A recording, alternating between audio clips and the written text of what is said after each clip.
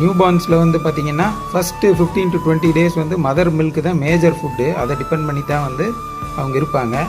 இதில் வந்து பார்த்திங்கன்னா சில பப்பீஸ் வந்து முட்டி தள்ளிட்டு பால் குடிப்பாங்க. அதே மாதிரி ஃபஸ்ட்டு பால் குடிச்சிடுவாங்க. எல்லாமே தூங்கிட்டு இருக்காங்கன்னா இவங்க ஃபஸ்ட்டு எந்திரிச்சு ஃபில்லாக இருக்க மில்கை பூரம் குடிச்சிடுவாங்க. அப்புறம் இவங்க தூங்கிடுவாங்க.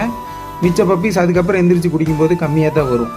அதனால என்ன ஆகும்னா அந்த மிச்ச பப்பீஸ் வந்து இதுங்களோட பார்க்குறக்கு கொஞ்சம் சின்னதாக இருக்க மாதிரி இருக்கும். அதை வந்து எப்படி கரெக்ட் பண்ணுவோன்னா ப்ரீடர்ஸ் வந்து நம்ம வந்து பால் குடிக்கிற நேரத்தில் எடுத்து விட்டு கரெக்ட் பண்ண முயற்சி பண்ணுவோம். அதையும் மீறி சில பப்பீஸ் வந்து நல்லாவே குடிப்பாங்க. சில பப்பீஸ் கொஞ்சம் சின்னதாக இருக்க மாதிரி தெரியும்.